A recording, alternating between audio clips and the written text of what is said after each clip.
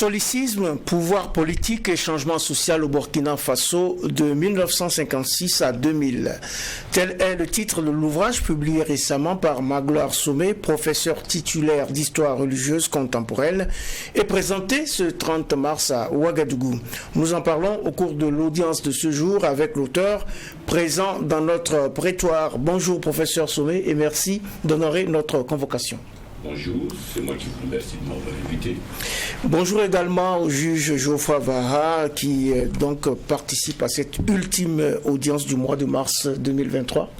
Bonjour Président, bonjour auditeurs et téléspectateurs. Bonjour à toutes, bonjour à tous et bienvenue à cette donc nouvelle audience du tribunal de l'actualité sur la télé interactive Truc TV et en simultané sur Watt FM, votre radio 100% urbaine, ainsi que sur nos plateformes numériques. En place maintenant aux avant-propos que je convoque à présent.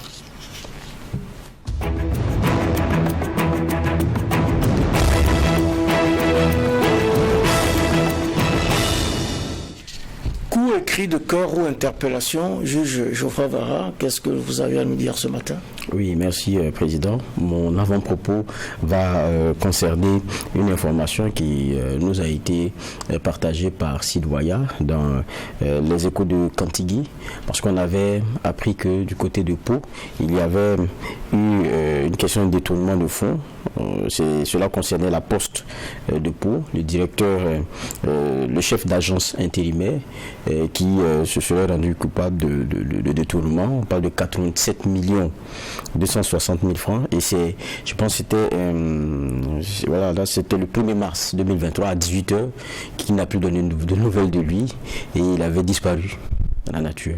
Et il a été arrêté en Côte d'Ivoire, transféré ici. Et il est en train de réfléchir à la Mako en attendant de répondre de ce qui lui est reproché. C'est encore un présumé, c'est des présomptions, mais ça donne pour moi aussi beaucoup de leçons. Parce qu'il y en a qui pensent qu'on fait ce qu'on veut et puis on court dans un pays voisin au truc et puis c'est fini. Non, ça ne fonctionne pas comme ça. Et on a des conventions, on a des éléments ensemble. Donc très souvent, il faudrait que les gens comprennent que ce n'est pas comme ça que ça fonctionne. Et ça paraît un peu trop simpliste aussi de faire comme ça et puis aller à la cloche des bois. Non, c'est... Donc ça doit donner ça doit donner matière à réfléchir pour ceux qui pensent que c'est si facile. Ça va donner donc matière à réfléchir pour ceux qui pensent que c'est si facile de puiser ainsi dans les caisses de l'État ou de commettre des malversations, de disparaître dans la nature. Espérons que cet exemple serve de leçon et que toute la lumière soit faite sur cette affaire. C'est la 5e et dernière audience du tribunal de l'actualité pour cette semaine. Une audience qui reçoit Magloire Somé, professeur d'histoire religieuse contemporaine.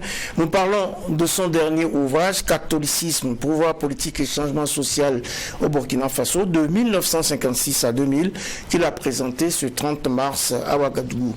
Mais avant d'y arriver, voici le temps des généralités. Geoffroy Vaha. Oui, merci Président. Bon, je ne veux pas aller sur d'autres points, je vais rester sur ce pourquoi on a invité, donc on l'a convoqué. Pourquoi forcément l'Église catholique? C'est parce que il y a une filiation naturelle, vous l'êtes vous-même, ou bien qu'est-ce qui fait que vous penchez justement sur ce pan-là, catholicisme et État? Bon, disons que mon domaine de spécialisation, c'est l'histoire religieuse contemporaine, particulièrement le christianisme en Afrique. Et dans les forces religieuses du Burkina, l'Église catholique est une force organisée, bien structurée, organisée dans ce qu'on appelle une conférence épiscopale. La conférence épiscopale du Burkina est binationale, c'est Burkina-Niger. Alors, et cette conférence épiscopale suit l'évolution politique du pays, et cette conférence épiscopale se prononce au temps fort de la vie politique du pays, se prononce sur cette vie politique et fait des propositions de solutions, de voies de sortie de crise lorsqu'il y a des crises. Et particulièrement, cette conférence épiscopale est très présente sur le champ social, sur le chantier du développement. Donc de ce point de vue, c'est une structure qui a un impact significatif à la fois sur la vie politique et sur la vie sociale et économique du pays. C'est pour cela que je me suis penché sur les relations entre l'Église politique et le pouvoir politique. Entre l'Église catholique et le pouvoir politique. D'autant que depuis les indépendances, cette Église s'est toujours prononcée sur la vie politique du pays. Et donc j'ai essayé de retracer l'évolution politique du pays et de voir comment est-ce que les évêques, à partir d'un certain moment donné, sentent la nécessité de prendre position, ou en tout cas d'analyser et de faire connaître le fond de leur analyse et les propositions qu'ils proposent pour l'amélioration de la situation politique dans une perspective de construction de l'État-nation. Et j'examine aussi la question de la participation de cette Église catholique au développement. Donc voilà brièvement les articulations de ce qui m'a poussé à écrire cet ouvrage sur la relation entre l'Église catholique et le pouvoir politique. Okay. Oui, alors c'est la 5e et dernière audience donc pour la semaine. C'est également la dernière audience de ce mois de mars. Nous recevons, je l'ai dit, Magloire Somé, professeur titulaire d'histoire religieuse contemporaine à l'université Joseph Kizerbo de Ouagadougou, qui vient donc de mettre à notre disposition un ouvrage majeur sur le rôle de l'Église catholique dans le développement du Burkina, mais également l'évolution de l'Église catholique et l'évolution sociopolitique du pays. Dans la première partie de cet ouvrage d'histoire politique, vous abordez justement les relations entre l'Église catholique et l'État sur le terrain politique en rappelant la lettre pastorale intitulée « Le chrétien dans la cité » adressée le 27 janvier 1959 par les évêques de Haute-Volta donc aux autorités, au public burkinabé. Parlez-nous un peu de cette époque-là et comment les choses ont évolué ensuite. Disons que le 11 décembre 1958, la République de Haute-Volta était proclamé. Et donc, c'était un pas vers l'indépendance. Donc, on était une république autonome. Ce n'était pas encore l'indépendance, mais c'était un pas décisif vers l'indépendance. Les évêques ont choisi cet événement pour montrer que le nouvel État est en train de naître, de prendre naissance. Et par conséquent, les évêques ont entendu analyser la situation et puis faire des propositions aux nouvelles autorités, aux jeunes autorités de la jeune république qui prenait naissance, pour leur proposer un certain nombre d'orientations. Sur le plan politique, les évêques, fidèles au magistère de l'Église catholique, qui a beaucoup de réserves vis-à-vis du libéralisme et qui condamne même le libéralisme, les évêques vont demander aux nouvelles autorités de s'écarter du libéralisme. Parce que le libéralisme est facteur d'inégalité sociale. Et le libéralisme pousse à des inégalités si criantes que le libéralisme peut être un facteur d'explosion sociale. Donc de ce point de vue, les évêques vont conseiller de se méfier du libéralisme. Les évêques vont conseiller aussi de s'écarter du communisme. Ça, c'est une position de principe du catholicisme. Pour le catholicisme, le communisme a deux défauts. Le premier défaut est idéologique. Ce défaut idéologique, c'est de dire que Dieu n'existe pas. Donc, c'est de professer l'athéisme. Et donc, de ce point de vue, l'Église catholique pense que s'il y a une idéologie qui est contre l'idée de Dieu, cette idéologie doit être combattue. Parce que dans le catholicisme, on est convaincu que Dieu existe Et c'est parce que Dieu existe que nous prions et nous nous référons à lui. Dieu intervient dans la vie des sociétés humaines. Et donc, de ce point de vue, qu'on vienne dire que Dieu n'existe pas, cela pose problème. Ça, c'est, sur le plan idéologique, l'opposition de principe du catholicisme ou du christianisme en général vis-à-vis du communisme. Le deuxième niveau, c'est les moyens utilisés par le communisme pour s'exprimer. Le communisme embrigade la jeunesse, généralement. Et deuxièmement, le communisme recourt à la violence pour résoudre les problèmes. Et donc, de ce point de vue, l'Église catholique propose de s'écarter donc du communisme. Donc voilà les deux raisons pour lesquelles l'Église catholique a fait ses propositions. Un autre niveau de proposition concerne la question de l'unité africaine. On allait vers l'indépendance. Il y avait des rencontres au niveau interafricain pour aller vers l'unité africaine. Maintenant, cette unité africaine, quelle forme elle devait prendre? Il y avait des débats entre donc le groupe de Casablanca, représenté, dont la figure de proue était Kwame Nkrumah, qui proposait une Afrique fédérale, et puis le groupe de Monrovia, qui proposait une Afrique de la coopération. Et donc, voilà que la question de l'unité africaine est posée. Les évêques pensent que l'unité africaine est une bonne chose.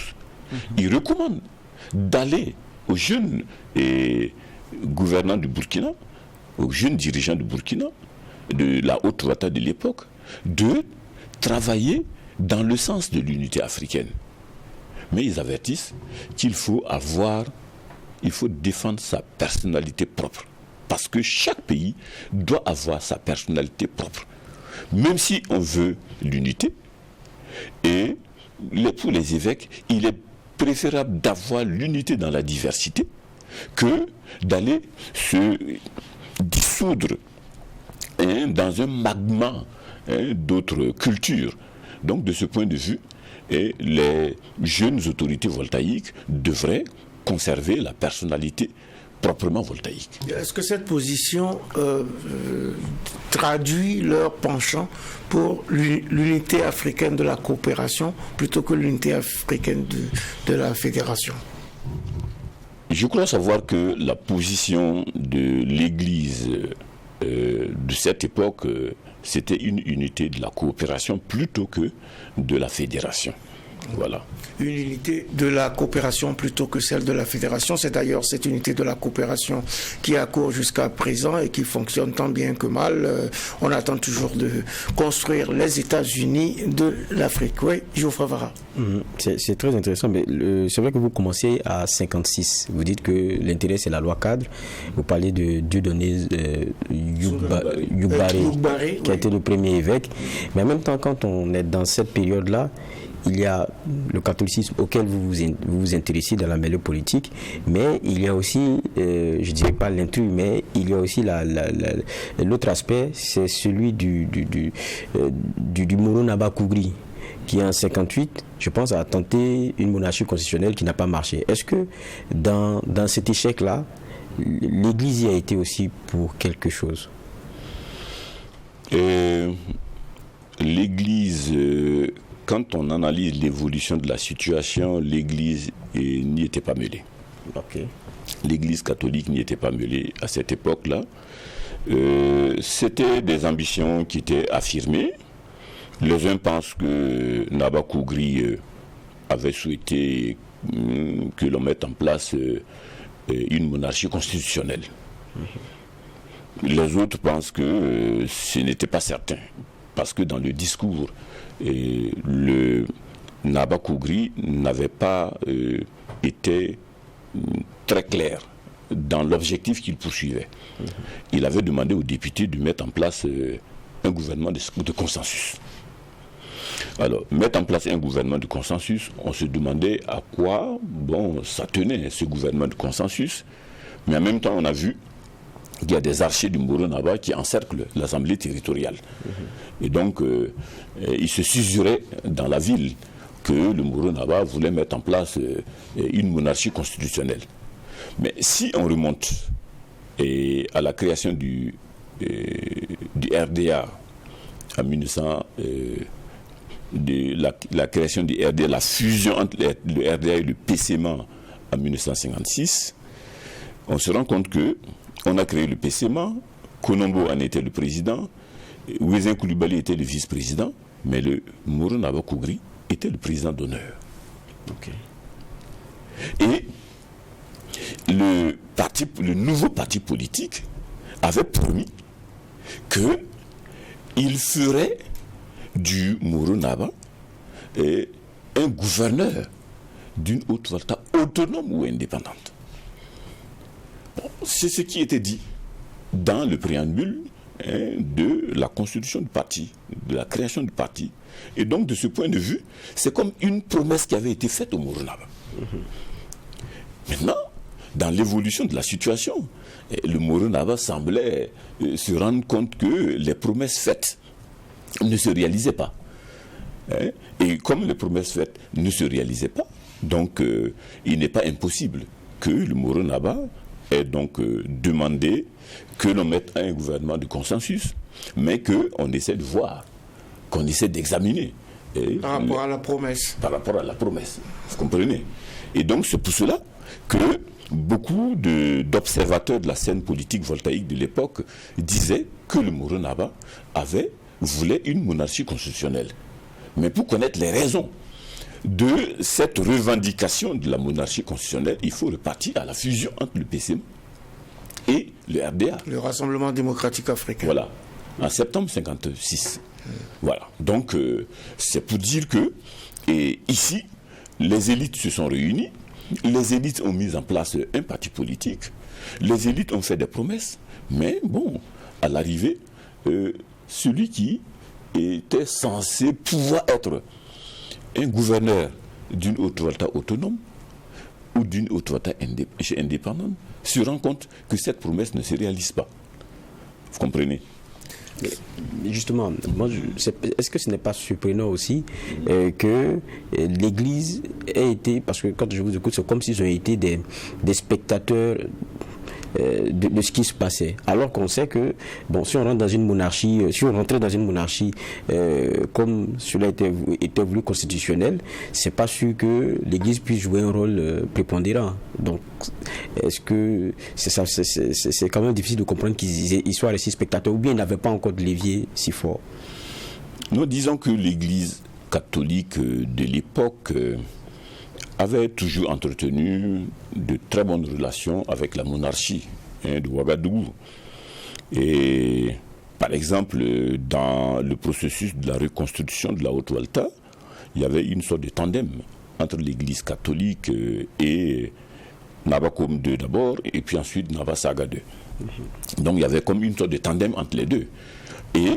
Et Monseigneur Thévenou a toujours été le conseiller du Moro Naba en ce qui concerne toutes ces démarches pour la reconstruction de la Haute-Volta. Et Monseigneur Thévenou orientait, conseillait les différents Moro Naba engagés dans cette revendication de la reconstruction de la Haute-Volta. Et donc ces relations sont restées des relations très cordiales entre donc les deux autorités. Mais maintenant, pour ce qui concerne cette évolution politique particulière, il n'y a pas eu un mot que l'Église catholique a prononcé par rapport à cette question de la monarchie constitutionnelle. Donc, elle restait comme en dehors d'une évolution politique qui se passait entre des hommes politiques et la monarchie de Ouagadougou. Okay. Elle restait donc à équidistance pour voir et pour observer sans doute. Nous recevons Magloire Somé, professeur titulaire d'histoire religieuse contemporaine, autour de son ouvrage Catholicisme, pouvoir politique et changement social au Burkina Faso de 1956 à 2000, un ouvrage présenté ce 20 mars à Ouagadougou.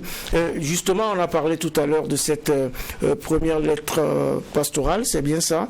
Et une deuxième lettre est intervenue, c'était en 1962, elle est intitulée « Le chrétien dans l'Église » et dans cette lettre, dites-vous, les évêques donnent leur compréhension de la laïcité. Disons que dans la première lettre, ils avaient dit qu'ils se prononçaient en faveur de la laïcité. Dans la deuxième lettre, les évêques viennent maintenant donner des précisions à ce que c'est que la laïcité. La laïcité pour eux, c'est la séparation de l'État d'avec les confessions religieuses. Mais la laïcité suppose que l'on garantisse d'abord la liberté religieuse.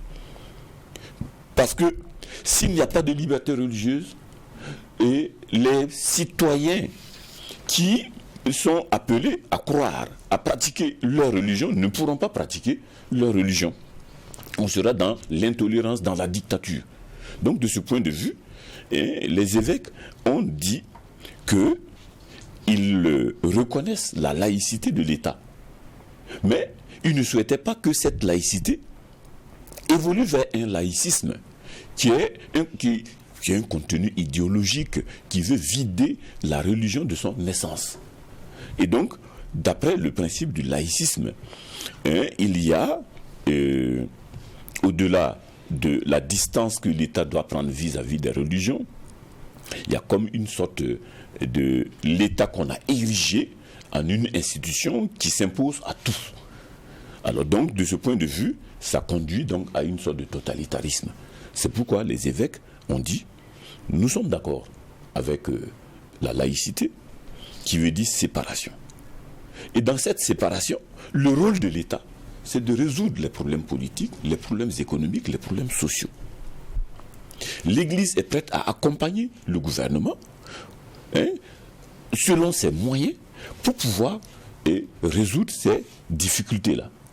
Mais l'Église, elle va se charger d'annoncer la bonne nouvelle du Christ. Donc voilà la position que l'Église a dégagée dans cette lettre pastorale en appelant, puisque c'est le chrétien dans l'Église, donc en appelant les chrétiens non seulement à agir avec vertu au sein de l'Église, mais à agir aussi avec vertu au niveau de la gestion des affaires d'État. Et les évêques, sachant que la Haute-Volta est multiconfessionnelle, c'est une Haute-Volta de diversité, les évêques vont appeler les chrétiens à agir ensemble avec les autres, ceux qui ne sont pas chrétiens, pour pouvoir construire l'État-nation. Oui, mais cette séparation a été affirmée, réaffirmée, mais pourtant il y a eu comme des collusions entre donc l'Église et le pouvoir politique. Oui, il y a eu des accointances dès le début, des accointances liées au fait que le premier président de la Haute-Volta ne cachait pas son sentiment chrétien. Vous comprenez ? Il se disait ancien séminariste, et puis il avait donc un penchant clairement affirmé vers le catholicisme, et donc il faisait des largesses au clergé quelque part, et donc de ce point de vue il était apparu de façon ostentatoire une collusion, des accointances entre donc le pouvoir politique, le sommet de l'État et l'Église. Et donc, de ce point de vue, l'Église en profitait pour résoudre certains problèmes sociaux, certains problèmes concernant des questions de l'éducation, concernant des questions d'action sociale. Donc, l'Église en profitait pour les résoudre assez rapidement. Mais c'était de courte durée. Cette accointance était de courte durée. Parce que il est apparu à partir de 1963 des difficultés de subvention de l'école privée catholique. La laïcité, on a hérité notre laïcité de celle de la France.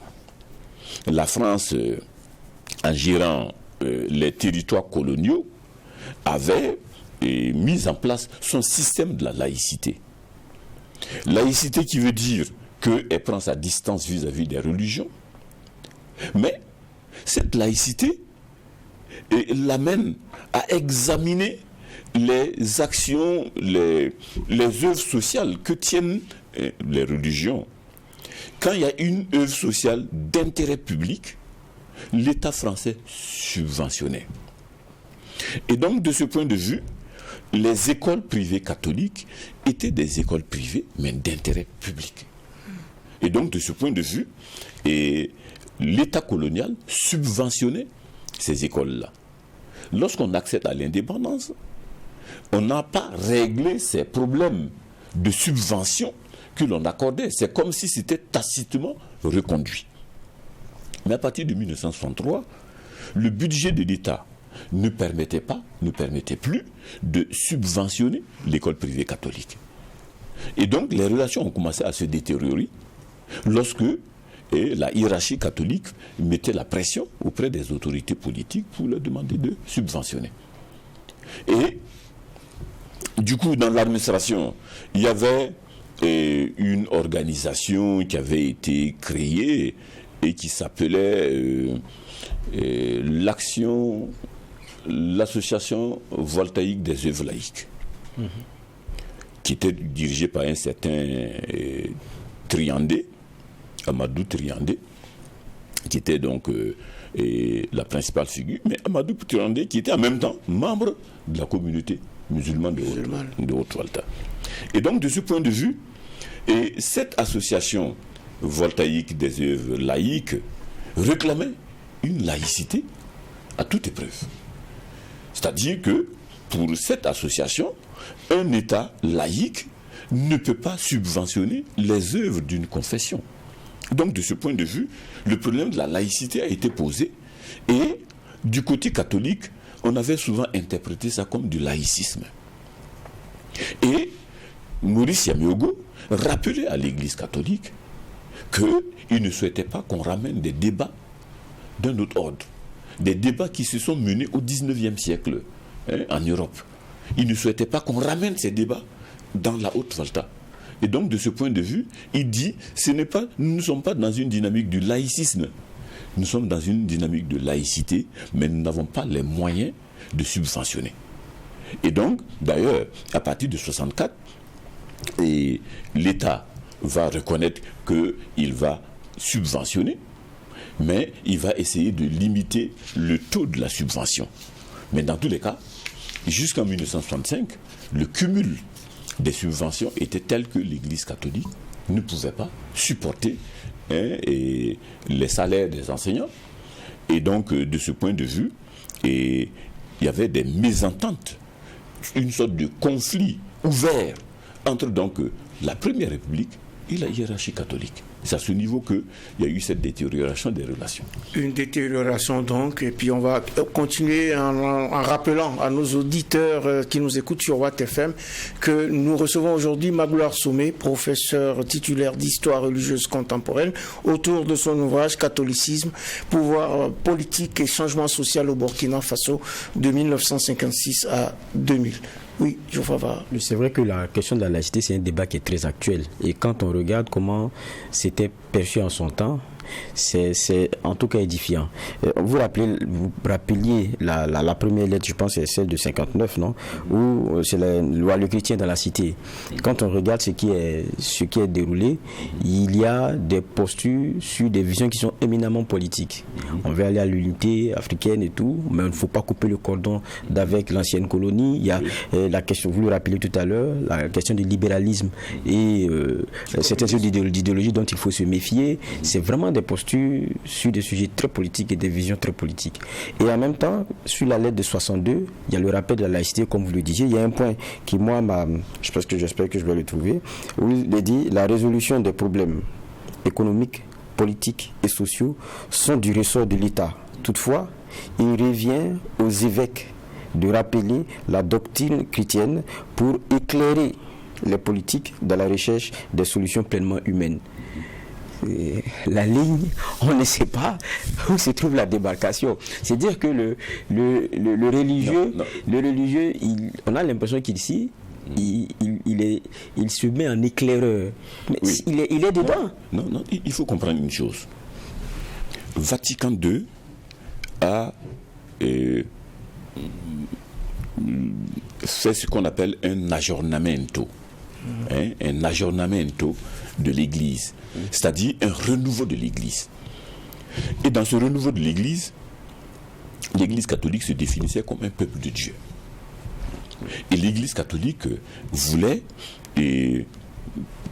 orienter l'évolution de la vie, de l'humanité. Elle voulait s'adapter à cette évolution d'abord, parce que pendant longtemps, elle a résisté à l'évolution. Mais le pape Jean XXIII s'était rendu compte que l'Église avait intérêt à constater une évolution de l'humanité qui était devenue inexorable. Et devant ce constat d'une humanité où, avec l'évolution des sciences, l'évolution des techniques, la civilisation technicienne avait pris le dessus. Et quelquefois, la civilisation technicienne contredisait quelques principes de Dieu. Il y avait aussi la montée en puissance et des grandes puissances qui sont devenues des puissances nucléaires. Et donc, de ce point de vue, l'Église catholique a voulu se poser en une force morale. Une force morale qui intervient pour orienter l'évolution du monde quand elle le peut. De la même manière, les conférences épiscopales, et c'est Vatican II qui a recommandé la mise en place des conférences épiscopales. Les conférences épiscopales vont examiner les situations nationales et puis essayer de se poser en force morale qui oriente l'évolution lorsque elle se rend compte que il y a une certaine allure, une certaine orientation du jeu politique qui peut être une orientation dangereuse. Donc de ce point de vue, l'Église catholique dit elle est prête à proposer des lignes directrices pour l'action politique, mais en s'inspirant du magistère catholique. C'est des propositions, c'est vrai que, dit comme ça, on a l'impression que l'Église est dans la mêlée politique. Et d'ailleurs, c'est l'intitulé de la première partie de mon ouvrage, où j'ai dit que l'Église est dans la mêlée politique. C'est-à-dire que l'Église apprécie la situation politique, elle fait des propositions, mais elle n'est pas impliquée, parce qu'il n'y a aucun évêque qui est dedans. Et les évêques préfèrent appeler plutôt les chrétiens à s'engager en politique, que eux-mêmes ils fassent le choix de s'engager en politique. Voilà comment les évêques ont essayé de régler cette question de l'engagement des chrétiens en politique. Et les évêques eux-mêmes ne s'engagent pas en politique, mais les évêques vont appeler les chrétiens à s'engager en politique, mais à une condition.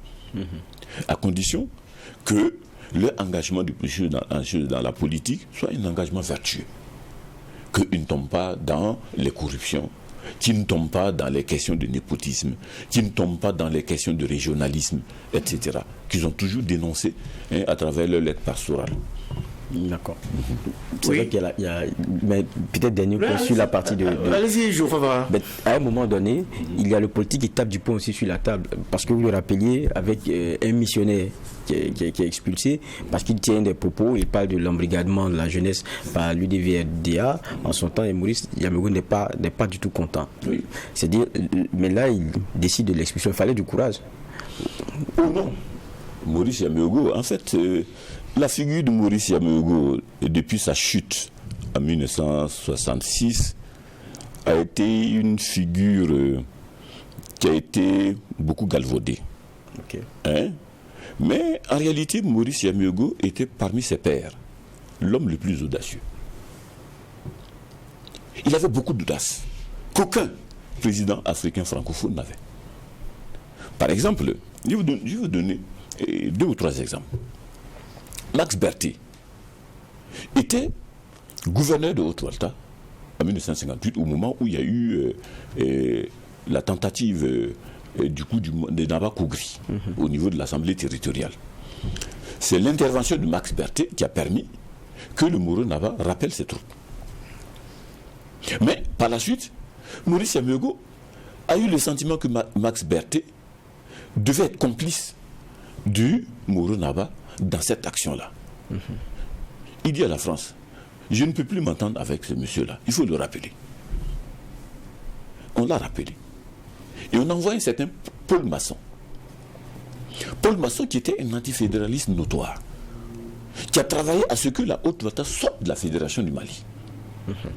Mais en même temps, à une semaine ou 10 jours de l'indépendance, de la proclamation de l'indépendance de la Haute-Volta, Maurice Yameugou le somme de quitter le pays. il a sommé de quitter le pays. Et donc la Haute-Volta a été le seul pays qui a proclamé son indépendance sans le gouverneur à côté. Donc vous comprenez que c'est quelqu'un qui avait de l'audace. Ensuite, concernant la coopération militaire avec la France en 1961, Maurice Yamiogo avait donné des instructions claires au ministre de la Défense, au ministre des Affaires étrangères, sur la question des accords de coopération. Il a dit, nous ne voulons pas de l'armée française, ici en Haute-Volta. Donc, quand la délégation est partie en septembre 1961 pour discuter de cette question de la coopération, et qu'ils ont pris une position, le ministre de la coopération français, il pensait que c'était des comédiens qui étaient là. Il leur a dit d'aller réfléchir, de revenir. Rendez-vous a été donné en octobre. Et il se déporte. Et Maurice Yamiogo se déplace en France. Il reste dans son hôtel. Et il suit les négociations. Il leur demande de sommer les choses. Et la France de retirer son armée le 31 décembre au plus tard. Parce que nous allons créer notre armée. Et nous avons besoin que cette armée prenne la place. Alors, donc, voilà quelqu'un qui avait beaucoup d'audace. Et donc, de ce point de vue, c'est un homme qui, quelque part, avait posé un certain nombre d'actes qui étonnaient d'ailleurs d'autres personnes. Alors donc, accointance pour accointance, il n'était pas pour avoir expulsé un missionnaire.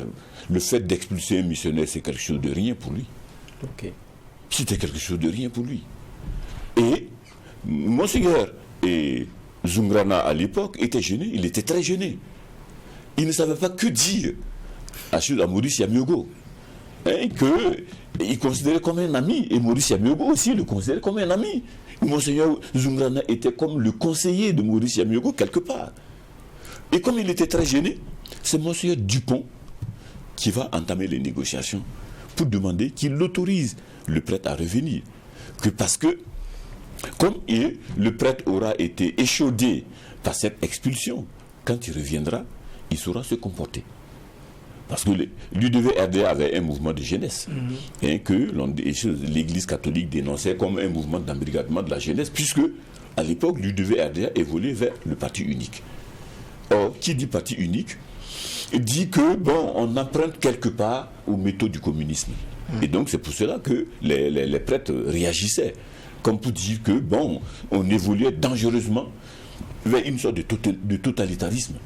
Et donc, dans une homélie, le prêtre a dénoncé cela, et la nouvelle est arrivée à Maurice Yamiogo, qui dit non, lui, il ne peut pas accepter ça. Il a expulsé immédiatement le prêtre. Voilà. Donc, ce n'était pas d'avoir un courage, c'était un homme courageux. Il avait toujours été courageux. Donc, un prêtre par rapport à un gouverneur qui l'expulse, vous comprenez que... Ouais. Il a fait preuve de beaucoup d'audace. Donc, Maurice Yamiogo, on parle de l'évolution du catholicisme, mais aussi donc lié à la vie sociopolitique du Burkina. Et dans cette évolution, il y a cette période de la Révolution. Cette période de la Révolution où le comportement n'a pas été le même, n'est-ce pas? Oui. Disons que l'Église catholique a été inquiète de l'instabilité politique de la Haute-Volta de l'époque. Il y a eu, je m'arrête en 1980, il y a eu le coup d'État de 1980, le coup d'État de 1982, oui. Et à partir de janvier 1983, Thomas Sankara avait été nommé Premier ministre, et l'orientation politique du pays semblait irrémédiablement tendre vers une gauche radicale. Les évêques vont se retrouver en conférence et ils vont rédiger une lettre pastorale où ils vont appeler au retour à l'ordre constitutionnel normal. Et ils vont insister sur la question des libertés. Et c'est alors que le nouveau pouvoir du CSP, du Conseil du salut du peuple, par la voix de Kilimité Théodore Ien, va condamner les évêques dans leurs lettres, en disant aux évêques qu'ils avaient béni un coup d'État, celui de 1980, celui de CMRPN. Comment est-ce qu'ils peuvent se permettre de bénir un coup d'État et revenir se prononcer contre leur coup d'État? Vous comprenez? Donc, c'était comme une sorte de deux poids, deux mesures. Alors donc, de ce point de vue, la sortie de Tchilimité Théodorien était si vigoureuse que les évêques ont compris que les temps ont changé. S'ils continuent de se prononcer sur la vie politique nationale, il risque d'avoir des affrontements entre eux et le nouveau pouvoir en place. Donc ils se sont réfugiés dans le silence. Ils se sont retranchés dans le silence. Et ils appréciaient de loin la situation politique.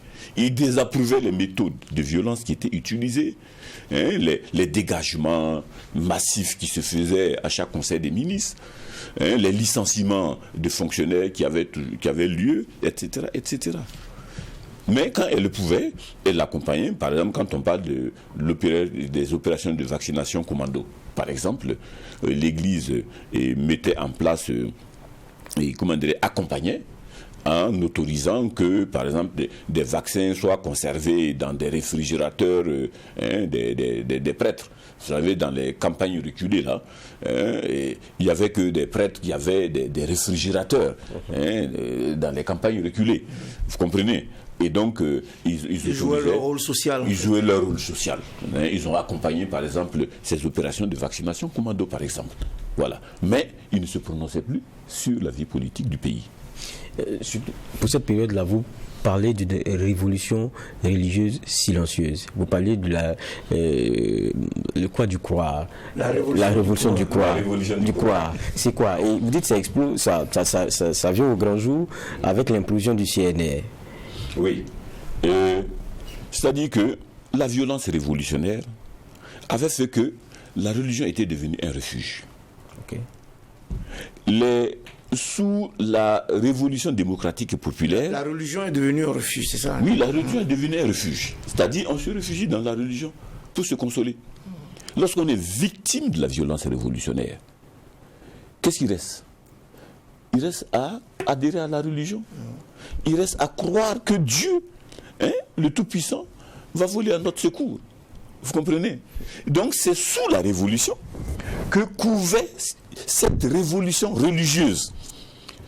J'appelle révolution religieuse parce que tous ceux qui étaient victimes de la violence révolutionnaire ne pouvaient trouver de salut que dans la religion. Et donc beaucoup allaient, ils allaient adhérer donc dans la religion. Et surtout beaucoup sont partis chez les protestants, dans le protestantisme pentecôtiste. Et j'ai eu l'honneur de m'entretenir avec le pasteur Samuel Yameogo, qui dit que jamais ils n'ont eu autant d'adhésion que sous la Révolution. Parce que sous la Révolution, ils ont eu beaucoup d'adhésion et d'hommes de qualité, c'est-à-dire des élites, qui sont venus, des élites du catholicisme et des élites de l'islam, qui ont rejoint le protestantisme de type pentecôtiste. Donc c'est pour dire que voilà une révolution qui s'attaquait aux forces obscurantistes, qui s'attaquait à toutes ces forces censées être réactionnaires. Et donc les chefferies traditionnelles, les églises chrétiennes et protestantes, enfin les églises catholiques et protestantes, mais aussi les musulmans. Vous comprenez? Donc c'était des forces réactionnaires. Et donc de ce point de vue, on luttait contre les forces réactionnaires. Mais dans cette lutte contre les forces réactionnaires, et comme la révolution réprimait ceux qui, théoriquement, n'étaient pas du bon la loi, ces gens n'avaient de salut que dans la religion. C'est alors que il y a eu donc ce que j'ai appelé une révolution religieuse silencieuse qui se préparait. Sous la révolution, les gens adhéraient à la religion silencieusement. Mais les révolutionnaires, eux, ils avaient pris une sorte de distance vis-à-vis de la pratique religieuse. Ceux-là même qui dirigeaient le pays, ils semblaient avoir pris une distance vis-à-vis de la pratique religieuse. Mais en bas, ceux qui étaient victimes de la révolution, de la violence révolutionnaire, ou ceux qui voulaient se prémunir de cette violence révolutionnaire, disaient qu'il faut que je me confie à Dieu. Et donc, c'est ainsi que les gens ont repris la pratique religieuse avec beaucoup de ferveur. Et avec l'assassinat de Thomas Sankara, tout apparaît au grand jour. On voit les déçus de la révolution, ceux qui étaient déçus de la révolution, qui allaient vers les églises, qui allaient vers les mosquées. Et donc, la pratique religieuse a connu une sorte de révolution à ce moment. Connu une sorte de révolution, nous dit donc Magloire Somé, professeur d'histoire religieuse contemporaine. Nous évoquons avec lui son ouvrage Catholicisme, pouvoir politique et changement social.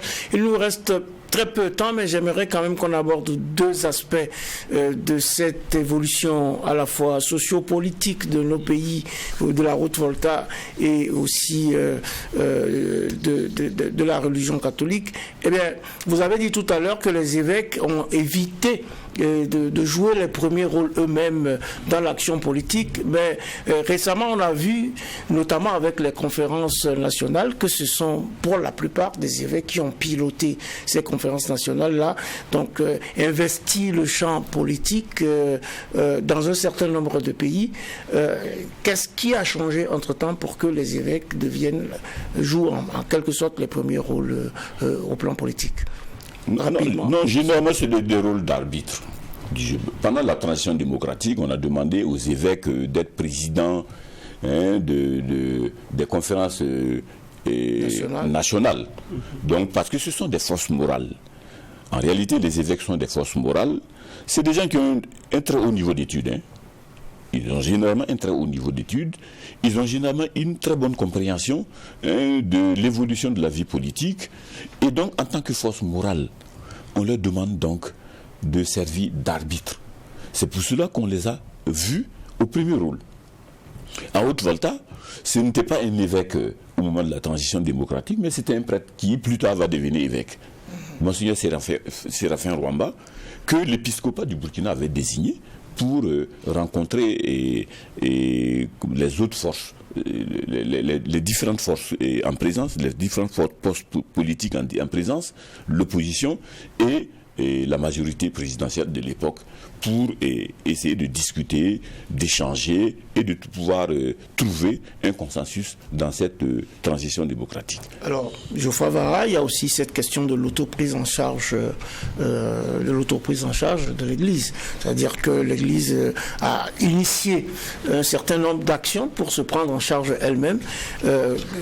Sous quel prisme vous voyez ça, professeur ?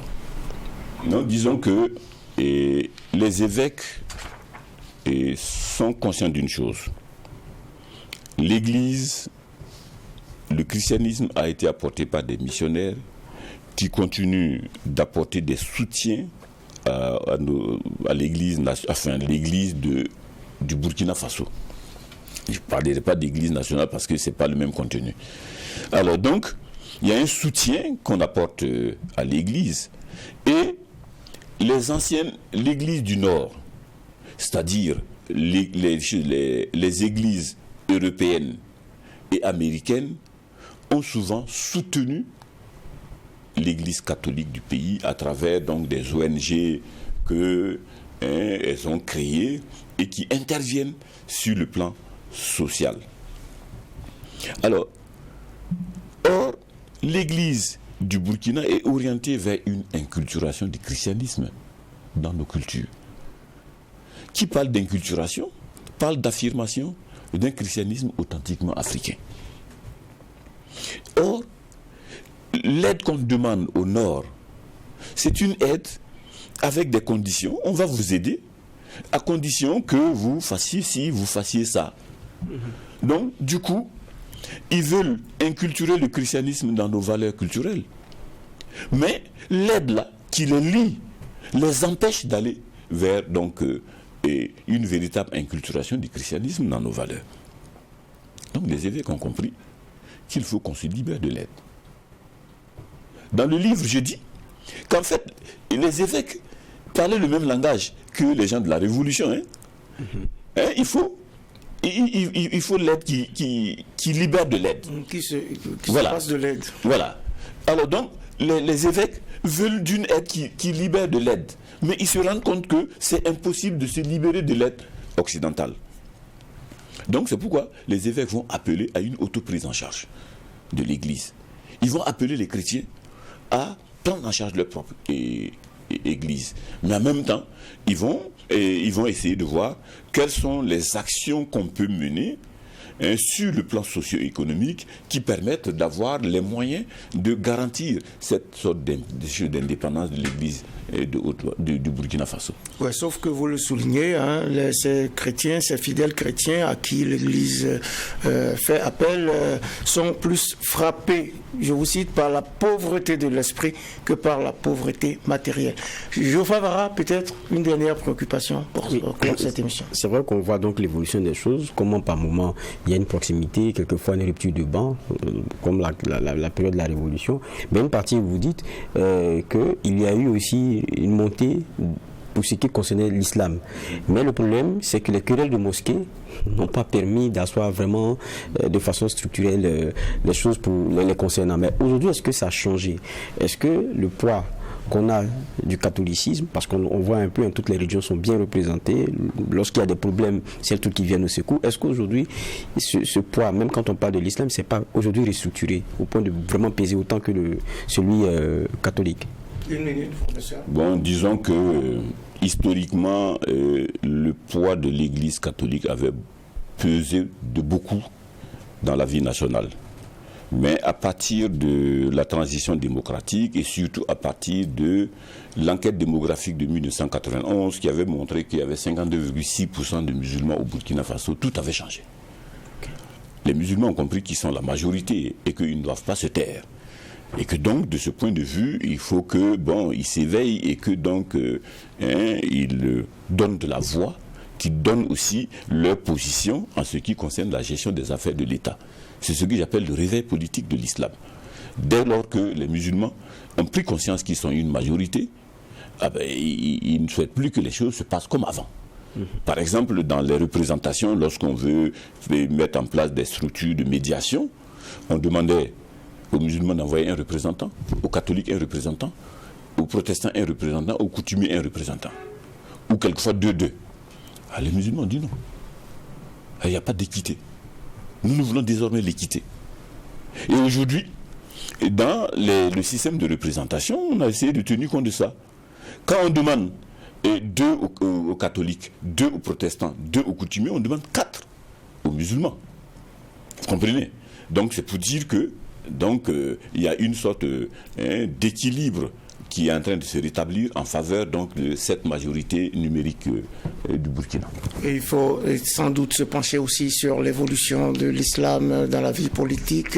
Ça, c'est un autre débat et un autre chapitre. Le temps qui nous est imparti est arrivé à son terme et ainsi s'achève cette audience du tribunal de l'actualité. C'est la 5e et dernière de la semaine, mais aussi du dernier jour du mois de mars 2023. Nous étions avec Magloire Somé, professeur titulaire d'histoire religieuse contemporaine, qui vient de publier une étude sur catholicisme, pouvoir politique et changement social au Burkina Faso de 1956 à 2000. Merci professeur Somé d'avoir honoré notre convocation. Merci, c'est moi qui vous remercie au contraire de m'avoir donné l'opportunité de présenter le contenu de mon ouvrage. J'étais avec le juge Geoffroy Vara, que je remercie. Merci. Et fidèle au poste, Aimé Zoundi à la télévision et Alphonse Déduit à la radio ont dirigé toute cette semaine les équipes techniques de réalisation. Merci également à vous tous, auditeurs et auditrices de Watt FM, téléspectateurs et téléspectatrices de Tri TV pour votre attention et pour votre fidélité. Hommage renouvelé à toutes nos forces combattantes. Forte pensée aux blessés et aux malades et prenons soin les uns des autres en attendant de retrouver le tribunal de l'actualité en avril. Mêmes heures, mêmes antennes, avec un maillet toujours aussi juste, incisif et sans complaisance.